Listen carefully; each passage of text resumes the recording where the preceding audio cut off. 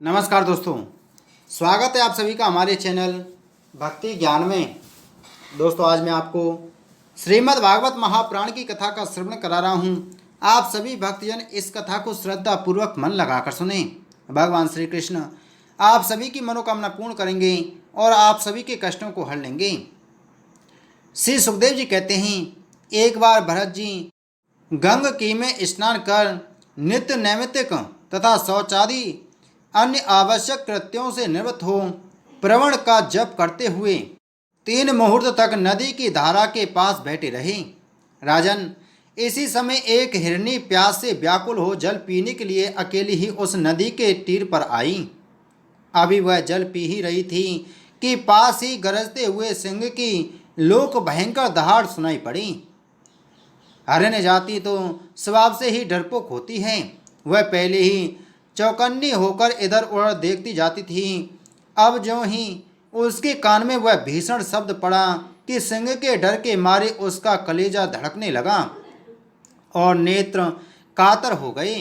प्यास अभी बुझी न थी, किंतु अब तो प्राणों पर आ बनी थी। इसलिए उसने भयवश एकाकी नदी पार करने के लिए छलांग मारी।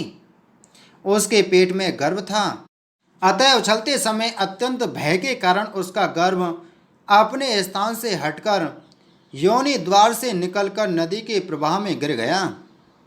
वह कृष्णमय पत्नी अकस्मात गर्भ के गिर जाने, लंबी छलांग मारने तथा सिंह से डरी होने के कारण बहुत पीड़ित हो गई थी।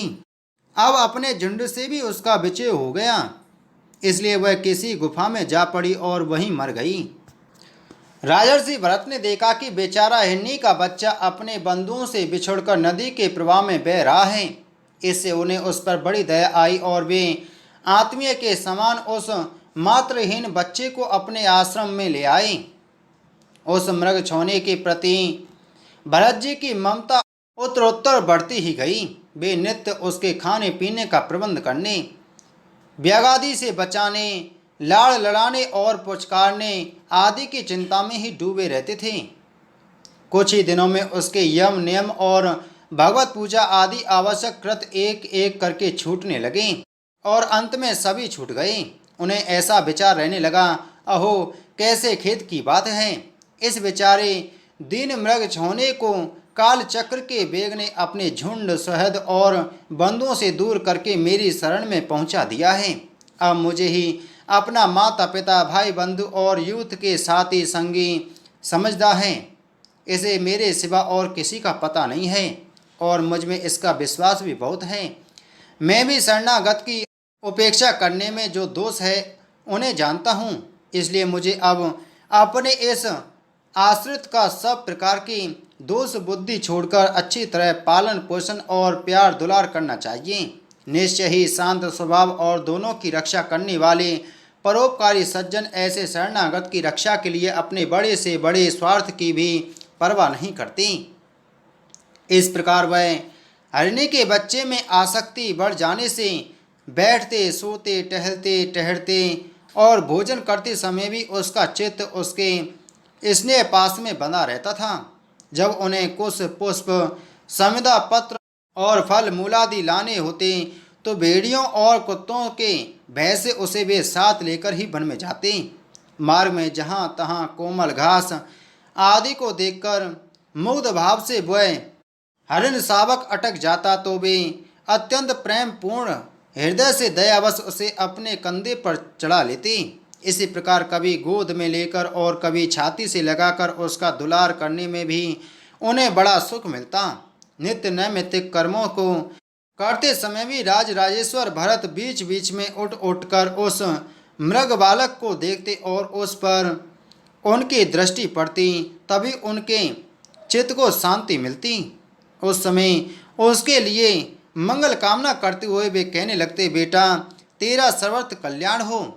कभी यदि वह दिखाई ना देता तो जिसका धन लुट गया हो, उस दीन मनुष्य के समान उनका चित्त अत्यंत उग्रद हो जाता और फिर वे उस हिरनी के बच्चे के भय से व्याकुल एवं संतप्त हो करुणावश अत्यंत उत्कंठित एवं मोहाविष्ट हो जाते तथा शोक मग्न होकर इस प्रकार कहने लगते, अहो क्या कहा जाए, क्या वह मात्रहीन दीन मृग शावक दुष्ट बहेलियों की सी बुद्धि वाले मुझ पुण्यहीन अनार्य का विश्वास करके और मुझे अपना मानकर मेरे लिए किए हुए अपराधों को सत्पुरुषों के समान भूलकर फिर लौट आएगा? क्या मैं उसे फिर इस आश्रम के उपवन में भगवान की कृपा से सुरक्षित रखकर निर्विघ्न हरी हरी धूप चढ़ते देखूंगा? ऐसा ना हो कि कोई भेड़िया कुत्ता गोल बांधकर विचरने वाले सूकर आदि अथवा अकेले घूमने वाले व्याघ आदि ही उसे खा जाएं। अरे संपूर्ण जगत की कुशल के लिए प्रकट होने वाले वेदत्रीय रूप भगवान सूर्य अस्त होना चाहते हैं, किंतु अभी तक वह मृग की धरोहर लौट कर नहीं आई।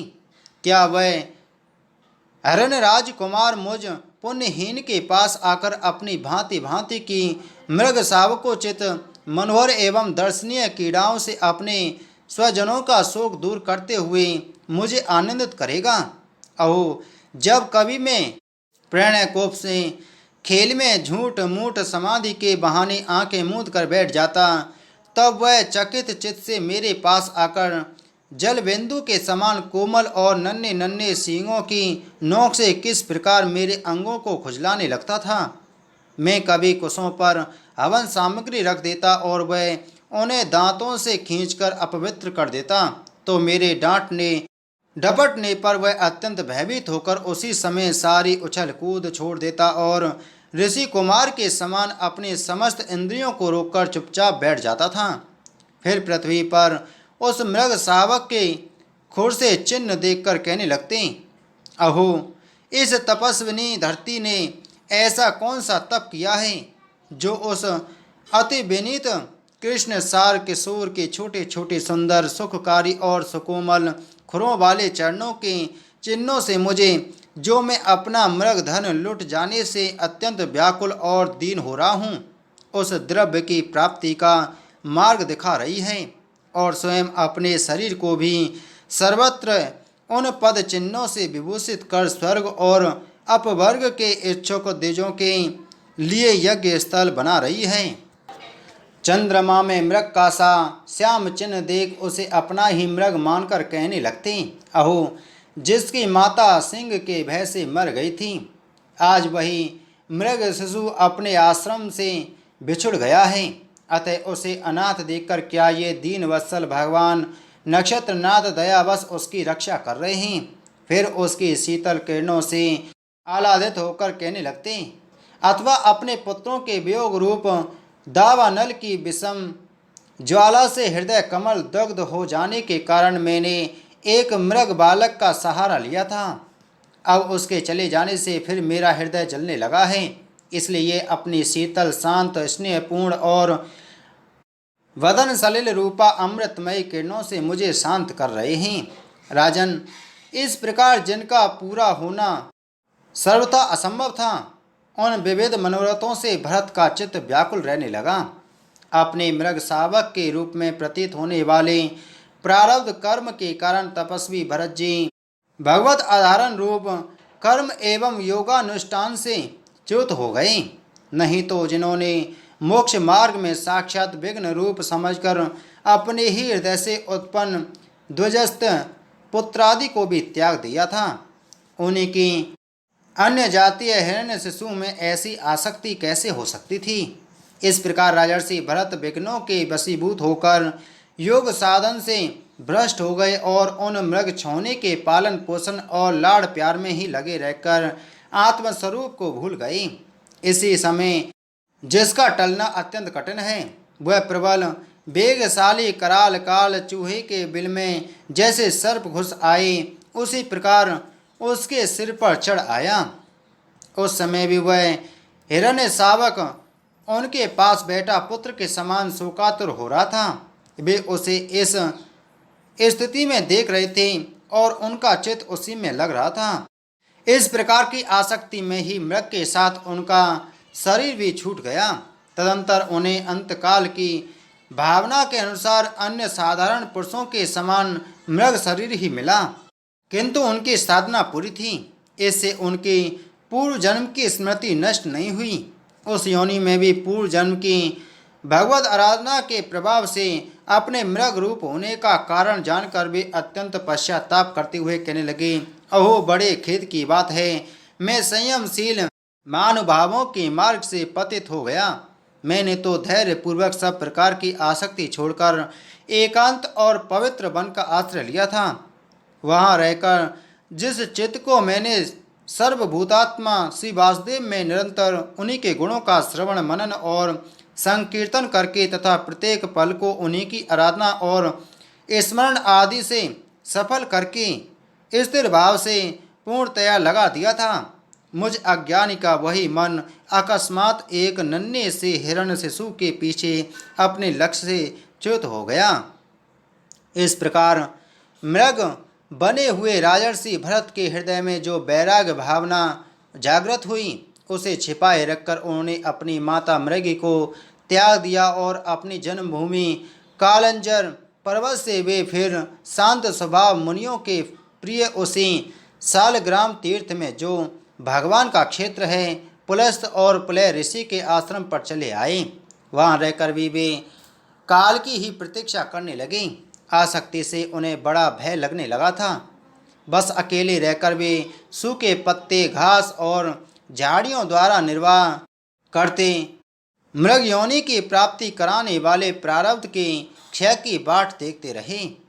अंत में उन्होंने अपने शरीर का आधा भाग गंग की जल में डुबाए रखकर उस मृग शरीर को छोड़ दिया।